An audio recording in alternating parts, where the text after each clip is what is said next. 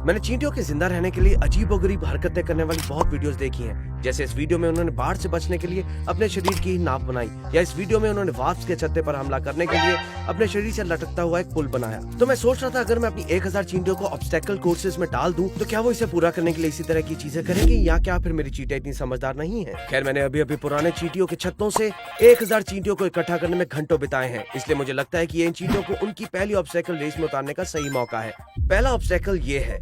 असल में हम नीचे कुछ बड़े मरे हुए कीड़े रखेंगे और फिर उसे ढेर सारी रेत से भर देंगे ताकि वो चींटी के एक 2D छत्ते जैसा बन जाए।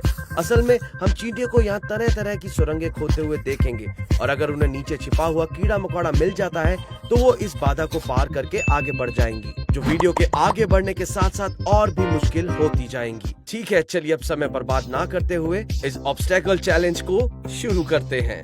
वाह, ये तो बहुत ही सेटिस्फाइंग है, एक साथ 1000 चींटियों को देखना। ठीक है, अब जाहिर है चींटियां तुरंत ऊपर के हिस्से की दीवारों पर चढ़कर भागने की कोशिश करने लगती हैं। लेकिन हैरानी की बात यह है कि कई चींटियां घोंसले के बीच वाले 2D हिस्से में खुदाई शुरू कर चुकी थी, और ये तो बहुत तेजी से हो रहा है। रुको, क्या टैंक के किनारे पर भी कुछ काम चल रहा है? अरे, मैंने इन्हें अभी 45 सेकंड पहले ही डाला था और इन्होंने लगभग आधा इंच नीचे तक खुदाई कर ली है। व्हाट? हाँ, और अगर आप टाइम देखें तो आप देख सकते हैं कि ये कितनी तेजी से काम कर रही हैं। ये रेत में छोटी छोटी सुरंगें खोदने के लिए सचमुच मिनी ड्रिल की तरह काम करती हैं, लेकिन असल में ये एक थका देने वाली और मुश्किल प्रोसेस है जिसमें रेत के हर एक कण को जमीन के नीचे काम करने वाली चींटी से लेना पड़ता है, इसे छोटे से छेद से सतह तक लाना पड़ता है और फिर यहाँ रेत के ढेर पर गिराना पड़ता है। जब मैं रिकॉर्ड कर रहा था तब दिन ढल चुका था, इसलिए मैंने लाइट बंद कर दी और अगले दिन आकर देखा कि क्या हुआ। दोस्तों, अगले दिन जब मैं वापस आया तो चींटियों का घोंसला कुछ इस तरह दिख रहा था। अरे यार, ये क्या है? सिर्फ 8 घंटे ही हुए हैं, इन चींटियों ने इतना कॉम्प्लेक्स नेस्ट कैसे बना लिया? और सिर्फ ये कॉम्प्लेक्स सुरंगें ही नहीं बनी, बल्कि याद है मैंने नीचे खाने के लिए कुछ मरे हुए कीड़े भी रखे थे। ये भी साफ है कि चींटियों को वो भी मिल गए, और ऐसा लग रहा है जैसे पूरी कॉलोनी उन पर टूट पड़ी हो और उन्होंने खाना शुरू कर दिया हो। और क्योंकि वो कीड़ों तक पहुंच गए तो टेक्निकली इसका मतलब है कि उन्होंने पहली बाधा यानी ऑब्स्टेकल को पार कर लिया है। मैं बहुत खुश हूँ, कांग्रेचुलेशंस दोस्तों। ये सब इतनी तेजी से हुआ कि कैमरे में कैप्चर भी नहीं कर पाया। लेकिन चींटियों के सामने आने वाली अगली ऑब्स्टेकल कैमरे में जरूर कैद होगी, क्योंकि अगली ऑब्स्टेकल है टाइट रोप। जी हाँ, आपने बिल्कुल सही सुना। और अगर आप सोच रहे हैं कि ये क्या है तो दोस्तों वो ये है। जी हाँ, चींटियों को आग और लपटों से भरे गड्ढे के ऊपर इस बेहद पतली रस्सी पर चलना होगा। मुझे इसे बुझाना होगा। हाँ, इसे बुझा दो। क्या तुम बाहर जाओगे? नहीं, मैं मजाक कर रहा हूँ। ये तो पागलपन होगा। ये सचमुच मेरे पालतू जानवर हैं, मैं ऐसा कभी नहीं करूंगा। लेकिन अगर चींटियां गिर गईं तो मैं उन्हें यहीं फंसा लूंगा।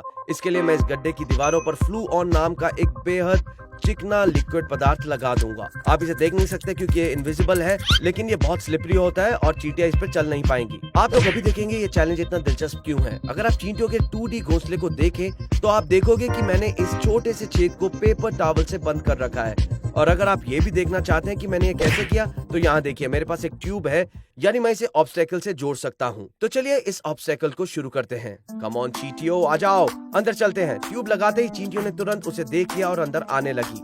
मतलब वहाँ हजारों चींटियां थी, आप उनसे एक पल के लिए भी बच नहीं सकते। तो यही इन ऑब्स्टेकल्स को मजेदार बनाता है, क्योंकि हमारी पहली चींटी को टाइट रोप ऑफ डूम तक पहुंचने में सिर्फ 10 सेकंड लगे। अब इस बाधा को पार करने के लिए चींटियों को बस अपने पैरों के इन टुकड़ों में से एक को वापस इस तंग रस्सी के पार ले जाना है, जो मुझे लगता है कि शायद नामुमकिन है, लेकिन देखते हैं वो क्या करती हैं। मैं झूठ नहीं बोलूंगा, चींटियों ने शुरुआत में कुछ खास अच्छा प्रदर्शन नहीं किया, क्योंकि हमारी पहली चींटी जो इस तंग रस्सी तक पहुंची वो वास्तव में इस पर चली ही नहीं। वो बस इस प्लेटफॉर्म के कोने पर इसके चारों ओर घूमती रही, जहाँ से वो फिसल गई। अरे यार, ये क्या हो रहा है?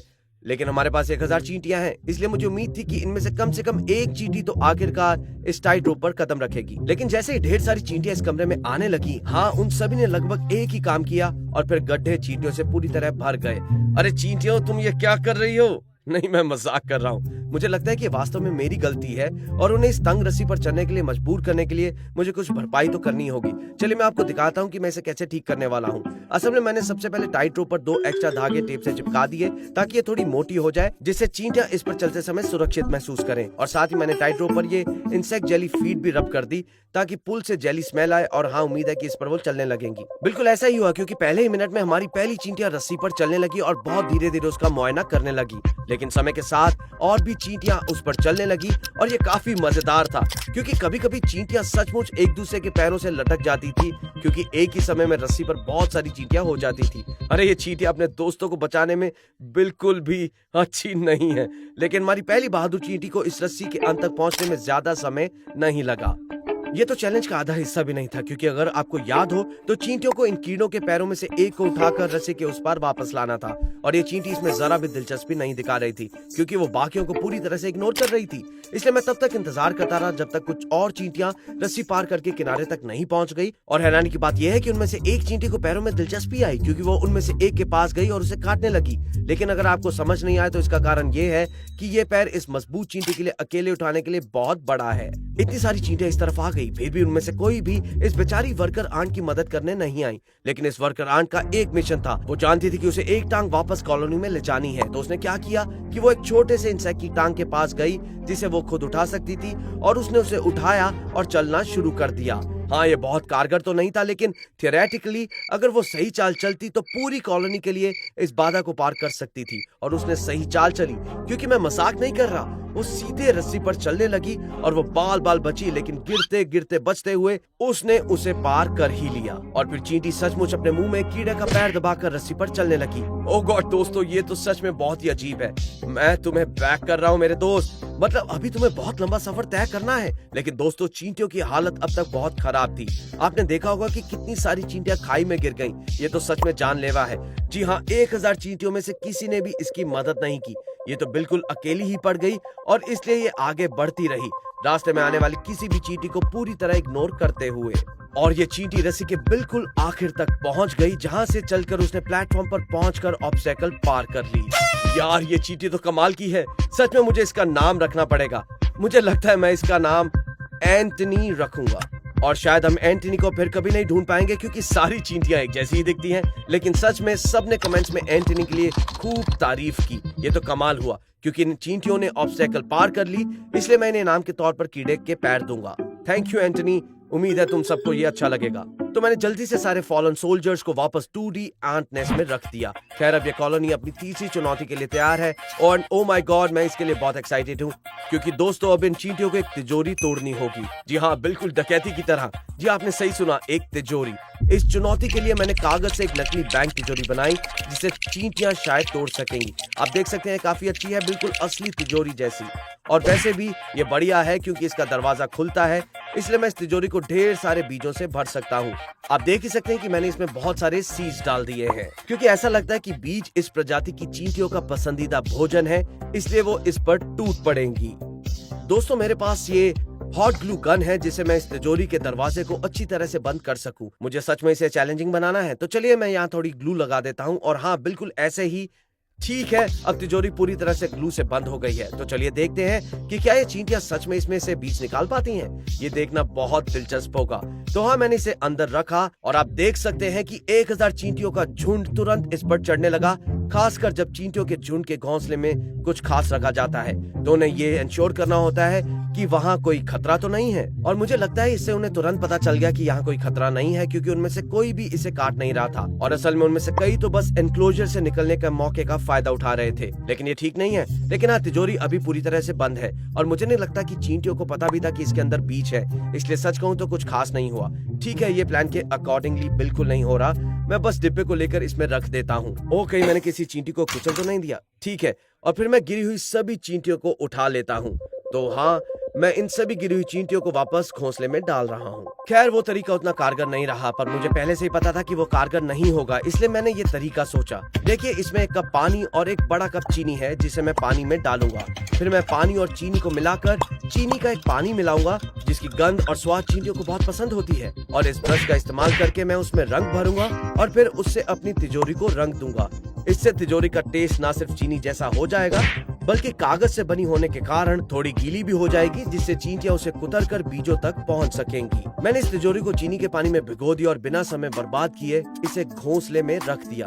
तो चींटियों अब तुम्हारे काम की बारी है, देखते हैं कि इस बार तुम क्या करती हो। एंड ओ माय गॉड, इस बार तो चीजें बहुत ज्यादा दिलचस्प थी, क्योंकि देखते ही देखते ढेर सारी चींटियां ज्यादा दिलचस्पी दिखाने लगी। आप देख सकते हैं कि तिजोरी पर चलने के बाद चींटियां एकदम स्थिर खड़ी हो जाती थी। ऐसा इसलिए था क्योंकि वो अपना मुंह कागज पर लगा रही थी और उस पर लगी सारी चीनी चाट रही थी। यम्मी होगा इनके लिए। ये वैसा नहीं था जैसे मैंने सोचा था। मुझे लगा कि इससे वो कागज को चबाएंगी, ना कि चाटेंगी। लेकिन हाँ, बहुत सारी चींटियों को चीनी का भरपूर हिस्सा मिल गया। हालांकि मैंने एक भी चींटी को यहाँ बीज ढूंढने या उन्हें पहचानने की कोशिश करते हुए नहीं देखा।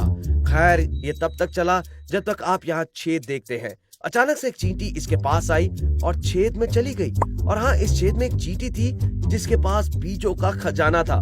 मुझे नहीं पता कि ये छेद यहाँ कैसे बना। शायद चीनी के पानी की नमी से ये बन गया होगा या किसी और कारण से। ये तो कमाल ही हो गया। मुझे नहीं लगता था कि ये इस ऑब्स्टेकल को पार कर पाएंगी, लेकिन ओ माय गॉड, इन चींटियों ने तो इस ऑब्स्टेकल को भी पार कर लिया। चलो मैं इस तिजोरी से सारी फालतू चींटियों को जल्दी से हटा देता हूँ। और हाँ, जब सारी फालतू चींटियां गिर गई तो मैंने तिजोरी को काट कर देखा कि क्या वो चींटी सच में अंदर पहुंच गई थी। और जैसे कि आप देख सकते हैं, वो बिल्कुल अंदर पहुंच गई थी। अरे यार, तुम्हारी चींटियों की टोली को पता ही नहीं चला कि तुमने उनके लिए कितना बड़ा काम कर दिया। सोचो, अगर ये एंटनी हो, वही चींटी जिसने ऑब्स्टेकल कोर्स जीता था, तो ये कमाल की बात होगी। खैर, मुझे नहीं पता कि ये वो चींटी है या नहीं, लेकिन मुझे ये चींटी चाहिए। तो हाँ, मैंने अभी भी तिजोरी का सारा खजाना चींटियों के 2D नेस्ट पर उड़ेल दिया और चींटियों को अब तक भरपूर खाना मिल चुका है। लेकिन मैंने सबसे मुश्किल चुनौती को आखिर के लिए बचा कर रखा था, ताकि पता चल सके कि मेरी चींटियों की कॉलोनी कितनी समझदार है। और ये आखिरी चुनौती है जमीन का लावा। जी हाँ, जमीन ही लावा बन जाएगी। और शुक्र है मैंने इसे पहले यहाँ बना लिया था। ये फाइनल ऑब्स्टेकल है। और आप सोच रहे होंगे, अरे यार, टेरा ग्रीन लावा कहाँ है? तो लावा जमीन पर बनी ये रेड स्ट्रिप्स है।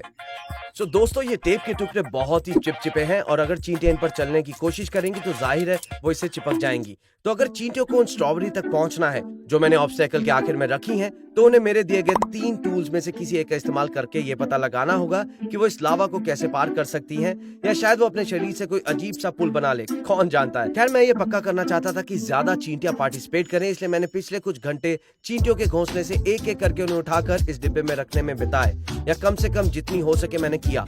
बाकी चींटियां नीचे रखी हैं ताकि उन्हें आसानी से लाया जा सके, ठीक कुछ इस तरह से। लेकिन इन सबको शामिल करने से पहले मैं आप सबको बताना चाहता हूँ कि टेराग्री का सामान वाकई बहुत बढ़िया है। मुझे पता है, मैं हमेशा यही कहता हूँ, लेकिन सच में हमारे पास बहुत ही प्यारे जानवरों की प्लशीज है। मैं आपको बस याद दिलाना चाहता हूँ कि अगर आप ये सामान क्रिसमस से पहले या साल के अंत से पहले खरीदना चाहते हैं, तो इसे जल्द से जल्द खरीद लें ताकि ये टाइम रहते आप तक पहुँच सके। खैर दोस्तों, आपके समर्थन के लिए बहुत बहुत धन्यवाद और चलिए इस आखिरी चुनौती को पूरा करते हैं। खैर, मैंने जरा भी देर नहीं की और चींटियों को सीधे अंदर डाल दिया। अगर आपको समझ नहीं आया हो तो मैंने ऑब्स्टेकल का डिजाइन थोड़ा बदल दिया है, क्योंकि अगर आपको वो लाल टेप याद हो तो मैंने उसकी जगह और भी ज्यादा चिपचिपी और मोटी टेप लगा दी है ताकि ये चींटियां उस पर से आसानी से ना निकल सके। चलिए देखते हैं क्या करती हैं। जैसे कि आप शायद समझ गए होंगे, बहुत सी चींटियां तुरंत टेप के पास गई और आगे की तरफ थोड़ी अटक गई। तो चिंता मत करो दोस्तों, मैं इस ऑब्स्टेकल के दौरान चींटियों पर नजर रखूंगा और जो भी चींटी बीच में बुरी तरह अटक जाएगी, मैं ट्वीजर से उसे उठाकर साइड पर कर दूंगा ताकि उन्हें कोई चोट ना लगे। खैर, इस टेप को पार करने के लिए, जैसा कि मैंने पहले कहा था, मैंने इन चींटियों को अलग अलग टूल्स दिए, जैसे मिट्टी का ढेर, कुछ धागे और लकड़ी के टुकड़े, ये देखने के लिए कि क्या वो इन चीजों का इस्तेमाल करके टेप को पार करने में कामयाब रहेंगी। और भले ही ऐसा लग रहा हो कि चींटियां इन टूल्स का इस्तेमाल नहीं कर रही हैं, लेकिन अगर आप मिट्टी के पास नीचे ध्यान से देखें तो उन्होंने मिट्टी के इस ढेर को टेप पर धकेलना शुरू कर दिया है ताकि एक छोटा सा पुल बन जाए जिस पर वो चल सके। अगर वो इस पुल को इसी तरह बनाती रही तो वो इसे आसानी से पार कर लेंगी। तो मुझे लगता है कि मेरी चींटियां हैं तो थोड़ी समझदार। लेकिन दोस्तों, जब मैं ये वीडियो बना रहा था तभी मैंने देखा कि एक चींटी टेप पर चल रही थी और किसी तरह बिल्कुल अंत तक पहुंच गई थी। मुझे नहीं पता कि इस चींटी ने टेप की चिपचिपाहट को कैसे नजरअंदाज कर दिया। लगता है उसके पैर बहुत मजबूत थे, क्योंकि वो बिल्कुल अंत तक पहुंच गई जहां उसे टेप से खुद को अलग करने में थोड़ी दिक्कत हुई, लेकिन आखिरकार वो कामयाब हो गई। और वाह, इस चींटी ने तो टेक्निकली इस ऑब्स्टेकल को पार कर लिया है। अरे यार, मैंने तो इस चींटी को देखा भी नहीं था, लेकिन फिर भी इसने बाधा पार कर ली। वेरी वेल डन दोस्त। आप भी देख सकते हैं यहाँ पर एक चींटी है, ये तो कमाल की बात है। पिछले 3 ऑब्स्टेकल्स में से एक ही चींटी ने पूरी कॉलोनी के लिए सारा भार क्यों उठाया। खैर, मुझे इन सभी को टेप से हटाना था ताकि उन्हें कोई चोट ना लगे। तो हाँ, मैंने उन सभी को एक डिब्बे में उठाकर उनके नेस्ट में सुरक्षित वापस पहुंचा दिया। ठीक है, क्योंकि इन्होंने इसे पार कर लिया, इसलिए मैं इन्हें स्ट्रॉबेरी का ये टुकड़ा दे रहा हूँ। और क्योंकि चींटियों ने मेरे द्वारा दी गई सभी ऑब्स्टेकल्स को पार कर लिया है, मैं उन्हें ये बिल्कुल नया आंट नेस्ट दे रहा हूँ। असल में थोड़ा छोटा है और इसके ऊपर एक शानदार बाहरी दुनिया है और मुझे लगता है कि ये उनके लिए थोड़ा बेहतर है, इसलिए मैं जाकर उन्हें वहाँ ले जा रहा हूँ। खैर, उम्मीद है कि इस वीडियो ने आपको एंटरटेन किया होगा और आपको चींटियों के बारे में कुछ नया सीखने को मिला होगा।